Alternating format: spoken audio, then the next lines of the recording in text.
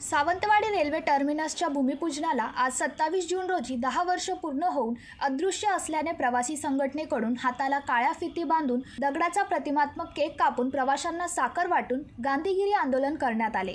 Konkan railway प्रवासी संघटनेने railway स्थानकावर अनोख्या पद्धतीने वाढदिवस साजरा करत आपला निषेध नोंदवला। संघटनेने साखर वाटून आणि भूमिपूजनाच्या दगडाच्या आकाराचा केक कापून गांधीगिरी मार्गाने प्रशासनाचे लक्ष वेधले। 27 जून 2015 रोजी मुख्यमंत्री देवेंद्र फडणवीस, तत्कालीन रेल्वे मंत्री सुरेश प्रभू, तत्कालीन आमदार दीपक केसरकर, तत्कालीन खासदार विनायक राऊत आणि इतर मान्यवरांच्या उपस्थितीत या टर्मिनसचे भूमिपूजन करण्यात आले होते।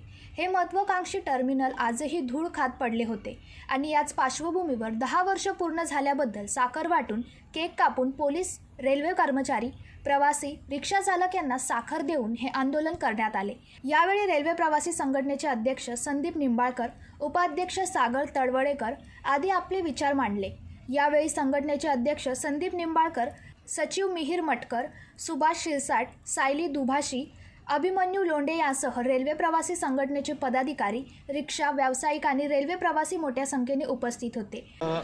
आज 10 वर्ष हा प्रकल्प रखडलेला आहे। या 10 वर्षाच्या कारकिर्दीत 10 म्हणण्यापेक्षा 11वा वर्ष आता हे चालू आहे। 11 वर्षाच्या कारकिर्दीत तिन्ही सार्वत्रिक निवडणुकीमध्ये सत्ता ही एकाच पक्षाची आहे। त्याच पक्षाची तिन्ही सरकारं होती आणि त्याच सरकारने जो भूमिपूजनाचा कार्यक्रम केला तोच प्रकल्प जर अर्धवट बंद होत असेल तर ही आमच्या कोकणवासियांसाठी शरमेची बाब आहे। सरकारला जाग आणण्यासाठी आणि हे भूमिपूजनाचं काम अर्धवट ठेवलेलं आहे याची जाणीव जनतेसमोर आणि सरकारला करून देण्यासाठी म्हणून आम्ही हा अभिनव पद्धतीने हा आज आंदोलनाचा पवित्रा घेतलेला आहे।